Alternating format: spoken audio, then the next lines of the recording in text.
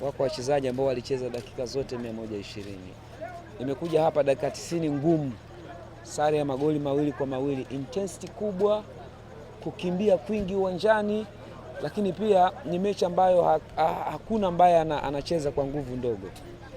Alafu siku chache baadaye wanakuja kucheza mechi zinazofuata. Kwa hiyo wachezaji wanakuwa wamechoka, ni binadamu, wametoka kwenye mechi zenye intensity kubwa. Hauoni ile pushing kubwa, huoni ile work rate inapungua kidogo, na ni kwa sababu wale ni binadamu, miili inakuwa imechoka, wanahitaji muda wa kurecover angalau. Wakati unataka kurecover kupata nguvu, kuna game nyingi zinafuatana za ligi ya NBC, na ndio maana ukiangalia game ya Yanga dhidi ya KMC, wachezaji wa Yanga hawakuisukuma sana kwa sababu ya uchovu, walihitaji kushinda na si magoli mengi. Ingawa walipoteza nafasi nyingi walizotengeneza. Simba Sports Club the same, wamejitahidi ku create nafasi nyingi, hazikuwa clear, labda ile ya Mpanzu ambayo ilitokana na makosa ya Ramadhani Chalamanda ambao baadaye Makame alikuja kuokoa. Wakajaribu kutengeneza nafasi kadhaa ambazo hazikuwa open chances, wamepata moja, wamefunga chukua alama 3, wanakwenda kupumzika wakiwa tayari wameshashinda. Lakini kwa maana ya mchezo, wachezaji walikuwa wanaonekana wana uchovu dhahiri, unauona, wanahitaji kurecover, ndio maana mechi haijawa na intensity kubwa tofauti na matarajio. Fatiki labda pengine tutegemee kuona ikiwatesa wachezaji, maana wamecheza leo ni tarehe 6, lakini tarehe 9 Young Africans ana mchezo. Tarehe 10 Simba pia ana mchezo. Tutaendelea kuona labda Fatiki ikiwatesa wachezaji. Wachezaji wakubwa sifa yao kubwa ni kuweza kurudi mchezoni haraka, kuweza kupata nguvu haraka. Kwa hiyo wametoka kwenye mechi ngumu zaidi, lakini wamepata nafasi ya kurecover na mazoezi kidogo. Wanakwenda kucheza mechi ambazo wao wanategemewa kuwa na utawala kwenye hizo mechi.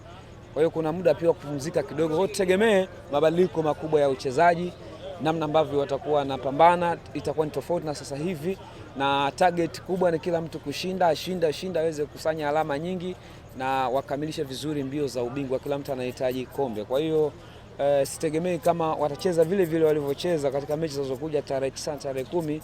Lazima kutokana na mabadiliko ya uchezaji, lakini tuweza tukaona rotation kiasi ya wachezaji, kwa maana ya wale ambao wapati game time waweze kuingia, ingawa ni riski kufanya hivyo kwa sababu ni time ya kukusanya alama. Sasa ukisema unabadilisha wachezaji kwa sababu wamechoka, wanaweza wakasababisha kadondosha alama 3 ikawa ni balaa kubwa. Kwa hiyo silaha ulizokuwa nazo lazima uzitumie, lazima uhakikishe wachezaji ambao ni bora wacheze, ili ukipata alama 3 iwe ni kongole, ukipoteza alama uwe umepoteza kwa bahati mbaya, lakini ni balaa kubwa.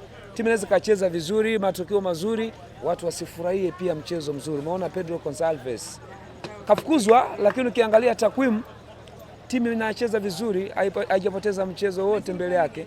No. Nafikiri walishasema, wakasema ile style ya kucheza Pedro haiendani na Yanga. Labda walikuwa wanatafuta tu sababu hawakuwa wamepata nafasi ya kumfukuza. Ukiangalia takwimu hauoni sababu ya kumfukuza. Maybe mabadiliko makubwa ya uchezaji wa Yanga inaweza kuwa imemwathiri yeye binafsi. Wengi walikuwa wanalalamika kwamba Yanga haichezi vizuri kama ilivyokuwa inacheza huko nyuma.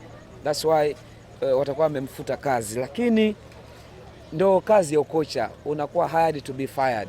Amepoteza kazi kwenye mazingira ambayo timu inaonekana inafanya vizuri, inaongoza msimamo wa ligi kuu ya NBC. Wameshindwa kushinda mechi 2 za dabi ya Kariakoo, pengine inaweza kawa imewaathiri sana kwa sababu wamepoteza fainali ya Mapinduzi, lakini walitoka sare kwenye mechi ya kwanza na Simba ambayo ilichezwa Zanzibar, wao wakiwa wenyeji wa mchezo. Ilikuwa ni mechi ambayo walikaribia kabisa kuipoteza na hawakucheza vizuri. Hizi mechi nyingine 2 za dabi ilikuwa manusura Simba waweze kushinda.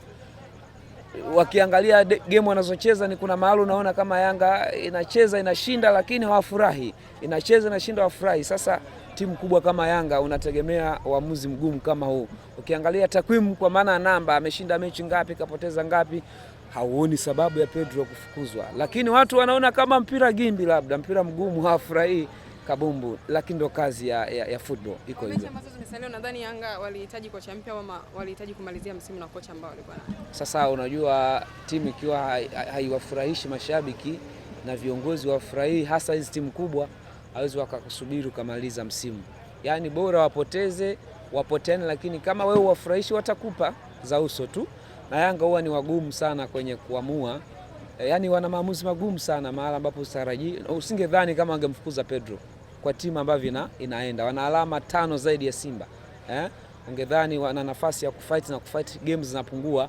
Kila mtu amesaliwa na michezo 9. Ni mechi chache, lakini wao wanaona hawezi kusubiri tena.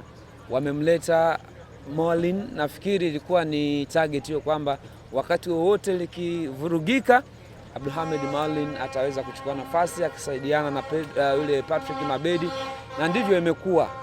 Pedro amepoteza kazi kwenye mazingira ambayo usingedhani, lakini nafikiri wanahitaji kufanya reshuffle ya timu kwa uchezaji, labda na kwenye dirisha kubwa anaweza kufanya usajili mwingine aweze kuwa na nishati kubwa, kwa sababu wachezaji wametumika. Unaweza kawalaumu wakati mwingine. Just imagine mtu kama Max Nzengeli amecheza game nyingi sana non stop. Wachezaji kama kina Pacome Zouzoua amecheza game nyingi non stop. Ni wachezaji wale, kikosi ni kile walioongezeka, asilimia kubwa hawachezi kikosi cha kwanza. Hawajawa na quality kuliko wale ambao walikuwepo. Unakumbuka hata Max Nzengeli kwenye media day moja aliwahi kuulizwa ile quality ya kikosi cha Yanga. Akasema ukimwambia yeye alinganishe Yanga ya zamani na Yanga sasa hivi, atakwambia sasa hivi bado kuna wachezaji ambao hawajawa bora kulinganisha watu wa nyuma. Kwa hiyo Yanga ni kama ubingwa unawataka. Maanake kuna nyakati ambazo wanaharibu, ukifikiria mpinzani wake mkubwa Simba labda atapatia naye anaharibu. Wakipatia Simba naye anapatia. Wakiharibu Yanga, kuna wakati walitoka zile sare, Simba naye akaenda akaharibikiwa. Mechi ambazo angeshinda angeweza kupunguza gap, hazikuwa hivyo. Ni kama ubingwa unalazimika, yani unawalazimisha, yani kwamba kombe ulitaki, sisi tunakuja. Utaki kombe anasema mimi nakuja. Wanao nafasi ya kushinda ubingwa tena katika mechi ambazo zimesalia. Bao la Sotiba wako